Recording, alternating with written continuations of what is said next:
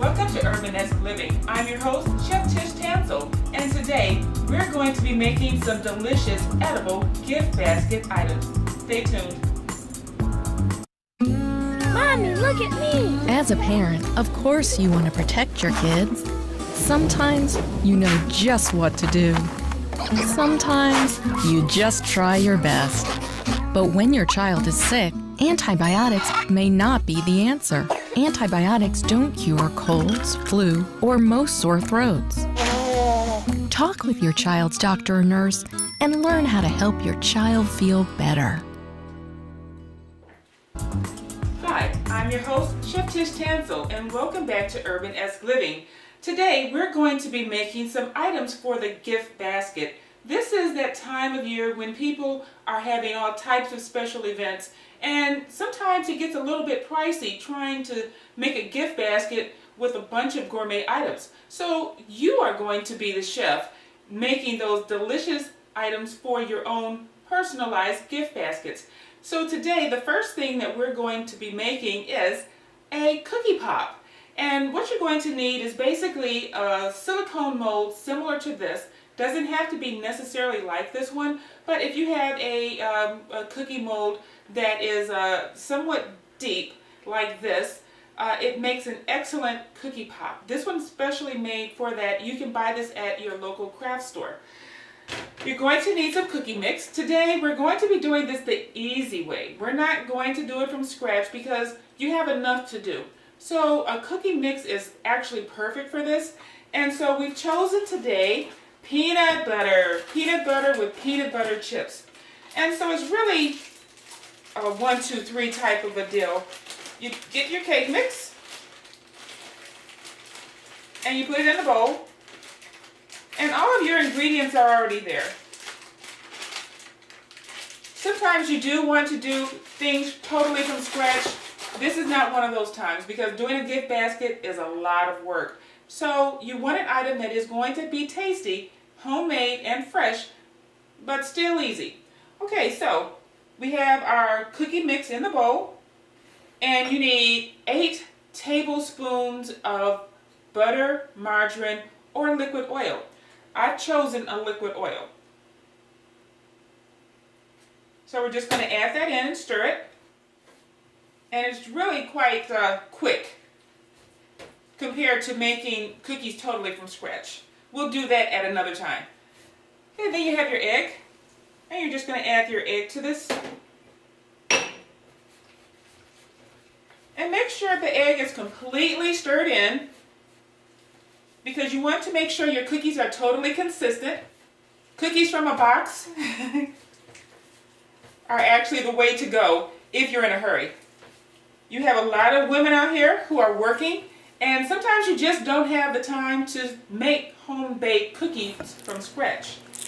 All right, so our cookie mix is all together, and that took less than 5 minutes to make these delicious homemade Our Secret cookies. Okay, so that was step 1 to making our cookie pops.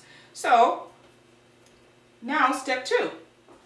Okay, so now that we've completed step 1, which was to actually make the cookie batter, we're going to do step 2, which is fill our cookie mold with the cookie batter. Now, even though this is a silicone cookie mold, we really don't want to risk our cookies sticking. So we're going to spray the cookie molds with a non-stick spray. And this is just any non-stick spray. Just make sure that it's a butter flavor non-stick spray, not a garlic flavor. So read your labels. Okay, so our cookie mold is sprayed. And so I'm going to use a portion scoop in order to make sure that all of our cookies are the exact same size. Because when we cook them in the oven, if one cookie is smaller or one cookie is larger, it's going to affect how done the cookie is on the inside. And when you're sticking a stick into the cookie dough, you want to make sure that it's completely cooked around that stick in order for it to hold. You don't want it breaking on whoever you're giving this to. So you can get one of these portion scoops at your kitchen supply store. They're actually in the kitchen section of a lot of stores, but they're a variety of sizes that you can purchase them for. You can get them in 1 ounce, 2 ounce, 3 ounce. You can get them in a ½ an ounce, a fourth of an ounce, and 1/8 of an ounce. Depending on what you're going to be making, you purchase one of these scoops, which looks like an ice cream scoop, and yes, you can scoop ice cream with this, but this is what you're going to be portioning out your cookies. Now, we know that when you bake a raw cookie, it's going to expand. So we don't want to fill the entire cavity of this mold with cookie dough. We only want 3/4 because it is going to rise, and we want to give it some room for growth. So I'm just going to scoop these cookies. And while you're scooping, make sure that it's level. That way you are perfectly sure that they're the same size.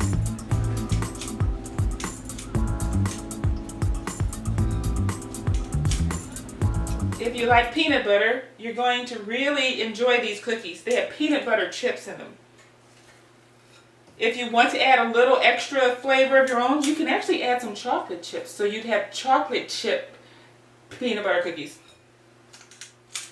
Okay, so our cavities are full, and I'm just going to shake this a little bit just to make sure that the cookie dough is all the way at the bottom of the pan. Now we've set our oven to 350 degrees. We're going to set these in the oven for about 10 minutes. We want this cookie dough to cook a little bit, and then we are going to come back and stick the sticks into the cookie dough. We don't want to do it too soon because the sticks might wobble and be a little bit off center. So let's stick these in the oven. Okay, so in 10 minutes I'm going to put the sticks in the cookies. Stay tuned.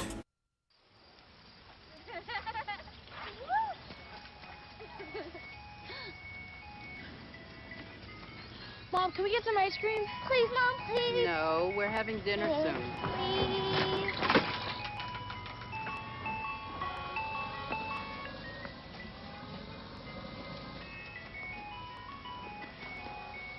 You don't have to be perfect to be a perfect parent. There are thousands of children in foster care who will take you just as you are. Okay, so our cookies are still in the oven cooking. What I wanted to do was show you a way to make these cookies really special and really delicious. I purchased some candy bars, and these are peanut caramel candy bars, and we're going to use these as a garnish on our cookies. And a garnish can be anything you like. One tip that I would like to give you, because so many people have peanut butter allergies, when you're using peanut butter in a product, make sure that your garnish is some type of a peanut itself, so that people know automatically that this product contains an allergen. And that way you won't have to risk someone eating a peanut product and having an allergic reaction, especially a child. So we want to make sure that we indicate that these are going to be peanut containing cookies. So we have these candy bars, and these are just little mini candy bars that you can buy. You can actually get regular peanuts, but because these are whole, I'm going to cut these up into little bitty pieces, and we're going to use these for a garnish. And you're just going to need a chef's knife, and you're just going to cut those up. You want to make sure your knife is sharp because this is candy. Okay, I'm going to cut these into small pieces because our cookie pops aren't that large, and you really don't want big chunks of peanut on the cookie. These are just a garnish to indicate that we have some peanut in the product. Now you could use a food processor to do this and just kind of pulse it, but because I don't want to turn this into peanut butter powder, it's actually better to just do this by hand, because I can gauge at that point how big these pieces of peanut garnish are going to be. Okay, so that's our peanut butter garnish, and we're just ready for the cookies to come out of the oven. Families come in all sizes and shapes.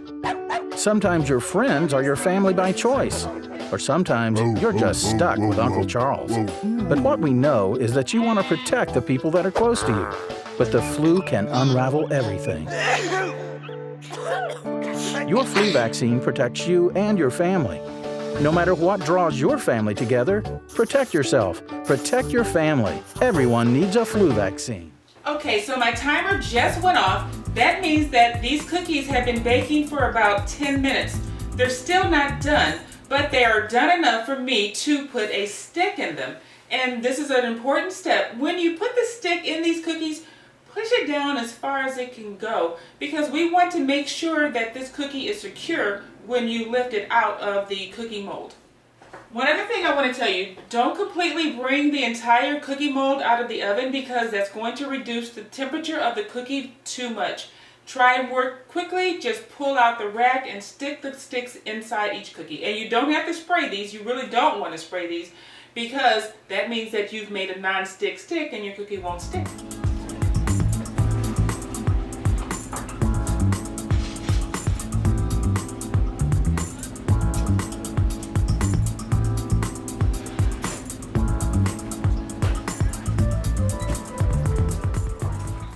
Now, I set that for another 10 minutes, so in 10 more minutes, those cookies are going to be done and we'll take them out of the oven. Then we're going to step 3. Mom, can I have $1? Yeah, it's right. I think my purse is upstairs on the bed. It's not here. Check the dining room. No, What about your sister's room? it's not there either. The upstairs closet? The downstairs closet? There are no more closets. Moms everywhere are finding ways to keep kids active and healthy. Get ideas, get involved, get going at letsmove.gov. Okay, so our cookies are back in the oven and the sticks are in place. Now, as you notice, I had some cookie dough left. So what I'm going to do is make another item for our gift basket, still using the same dough, but I'm going to make it a little different. In this dough, I added some chocolate chips, and that's going to make these peanut butter cookies with peanut butter chips and chocolate chips. So these are going to be fantastic. But I'm going to make these into bars. So I brought out my bar-shaped silicone molds, and once again I'm going to spray these because we don't want our bars to stick. And make sure that you spray these evenly and make sure you get in the corners because we don't want them to stick. So what I'm going to do is use another portion scoop. This one is a little bit larger than the other one because these are bars, and so they're going to need a little bit more dough in each shell. So I'm just going to scoop these.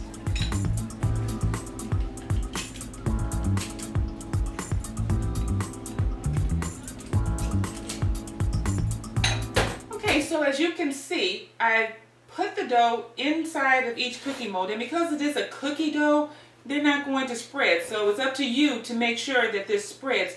Don't leave it up to the oven and think, okay, well, these cookies are going to spread into this mold.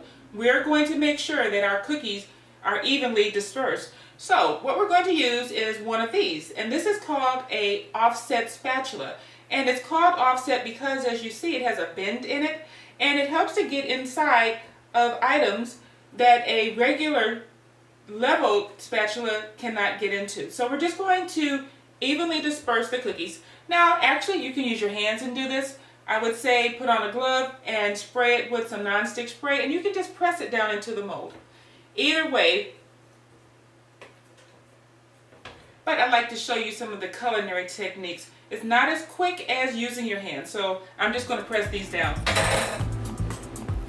Okay, so I'm pressing these cookies down into the mold just to make sure that they're even, because we want our cookies to be nice and even, because you don't want the kids to grab your cookie bars and complain because Susie's cookie bar is bigger than Jimmy's cookie bar. All of their cookie bars are going to be exactly the same. Now, these actually go into the oven at the same temperature as our cookie pops, 325 degrees. So we're going to just place these in the oven, and these can actually cook the entire time. So these can go for about 20 minutes. Okay, so our cookies are in the oven, and we'll be back in a minute. No matter what your age, it's important to get your body moving every single day to help keep you healthy. Look, Mrs. Obama, I'm getting moving right now by jogging. There's so many different activities you can do, indoors or outside. Now I'm jumping to get moving. Just find an activity that you like. And now, I'm dancing. Good for you, Big Bird. Get moving. It's good for you. Okay, so our timer just went off, so now it's time to take the cookies out of the oven. And I did have to kind of go in and check and make sure those sticks didn't fall to the side. So I'm going to show you a secret of the pastry chef to make sure that your cookie pops stay on the stick. Okay, so as you can see, our cookies are golden brown and they look delicious. But what we want to do is to put the cookies in the freezer. And that's going to make sure that these cookies cool down and that they are frozen to the stick. And that way, when we put them in the chocolate, we know that they are going to stay there until you give them to your guest.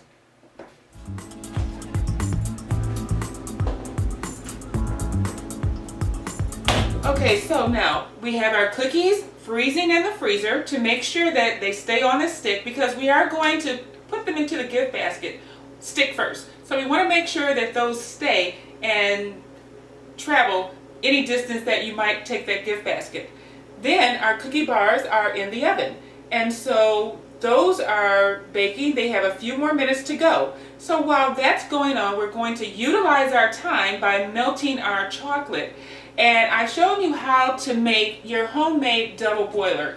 And basically we're using an induction cooktop. You can do this on your stove, but induction cooking is very quick and it cooks in just the space that you have the cookware. It doesn't have heat that goes outside of that. So it's very quick to cook on an induction cooktop.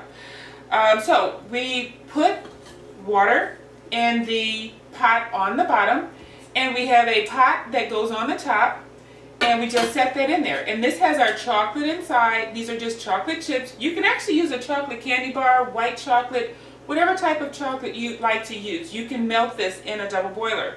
So we're just going to turn this on and turn the water up, and we're going to melt this chocolate until it is at a liquid state. One tip that I would like to add about melting your chocolate is use a rubber spatula.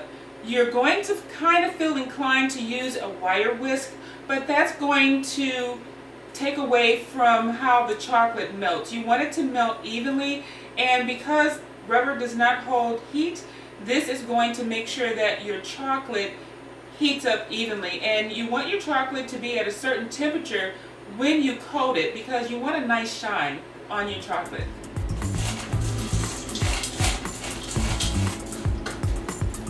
Okay, so our chocolate is finally starting to melt, and I'm going to take our cookie bars out of the oven, and we're going to let those cool a little bit. We're not going to put these cookie bars in the cooler because we're not going to take these out of the mold just yet. So I'm just going to set these aside and let them cool down.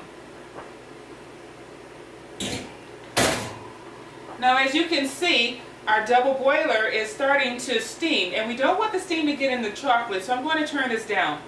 The heat from the steam is going to continue to melt the chocolate, so it's not necessary for the water to stay on a high temperature, because like I said, you don't want water getting into your chocolate because it will make spots in it, and you don't want unsightly spots in your gift basket.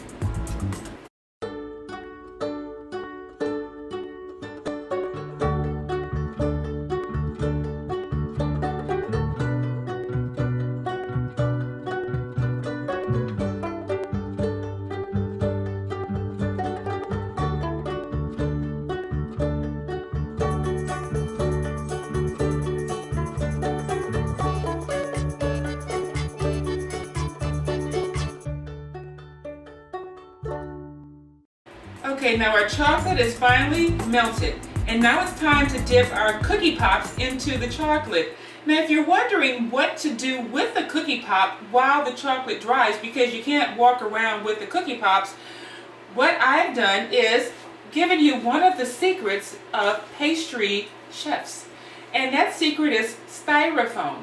Styrofoam is what you use when you're doing flowers or when you're doing something that needs to dry. And basically, I covered a piece of styrofoam with a piece of plastic wrap. And so that's to make sure that everything is sanitary. We don't want any contamination. And so this was a longer block. I just cut it in half, and this is perfect for us to dry our cookie pops. And so I'm going to take those out of the refrigerator now and unmold them. Okay, so our cookie pops are frozen. And as you can see, they turned out perfect. So what we're going to do is dip our cookies into our chocolate. And before this gets too hard, we're going to sprinkle on a little bit of our garnish so that we know and we let others know that this cookie contains peanuts. So we're just going to put that in there, and we're just going to turn it around.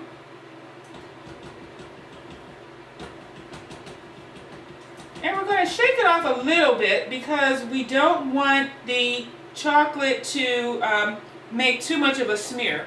And so what I'm going to do is just sprinkle a little bit of the chopped up peanut rather, on the sides of our cookie bar. Now you can roll this around in there if you like.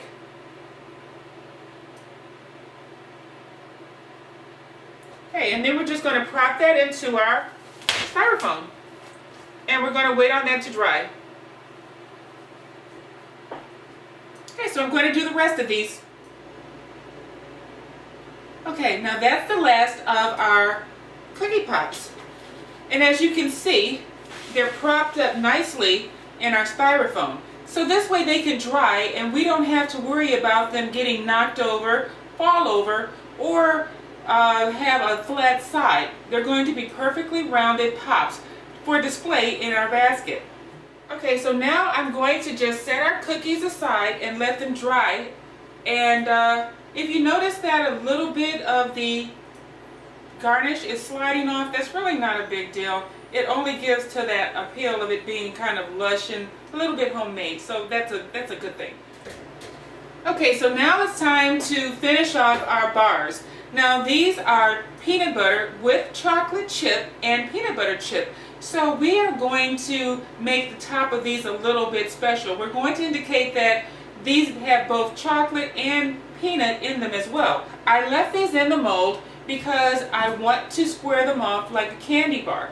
I don't want them jagged. I want them to have a nice, smooth, angled edge. So I left them in the molds. So what I'm going to do is put the chocolate on top. And so that way when it dries, we're going to have a nice, smooth, candy surface.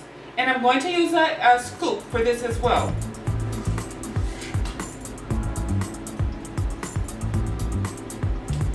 Now one thing also, you're going to be using your offset spatula because once you put that chocolate in there, what you're going to do is use the offset spatula to smooth it out. And it doesn't really matter if you get a little on the side, that's just going to peel off. And I'm going to sprinkle a little bit of chocolate chips on top, as well as a little bit of our peanuts. So that way anyone who eats it knows that there's some chocolate in here and there's also some peanuts in here. So I'm going to finish off the rest of these. So we had just enough chocolate to finish off the amount of bars that I made today. So this worked out just perfectly. I'm going to scrape the bowl because you never know how much money you're leaving in the bowl when you leave some of the sides in. So you always want to scrape down the sides of your bowl. So we have a little chocolate left. So what I'm going to do is just kind of get this out of here. And actually, I think I'm going to save this for later because I would like to have a little bit of chocolate left over to just add a little touch of elegance to all of this. So I'm just going to smooth the rest of these over now. Okay, so I'm just going to give these a shake. You won't see any of that cookie. And if you do see a little of that cookie, just take a little bit of your remaining chocolate and you work with this. It's going to take a few minutes for this chocolate to actually harden. So while you're waiting on that, you still have some time to make sure that your surfaces are nice and smooth. Okay, so I'm going to drop in a few chocolate chips. And you don't have to be too too precise with this. You know, this is a lush type of a bar. So we don't have to be too particular. We want it to look nice and luscious and carefree. I like to garnish my gifts with kind of a little bit of a heavy hand. I think it makes people feel special when you make homemade gifts that look nice and luscious. And these bars do look very luscious and delicious. So I'm just going to top that all off. And I'm actually going to use up all of our peanuts because that's going to make these look all the more special and decadent and luscious. Okay, so I'm going to let these sit, and this chocolate layer that I just put on needs to harden before we take these out of the mold, otherwise it's going to drip down the sides. Sometimes that's a good thing to have that little drip, but in this case I want our chocolate bars perfectly square.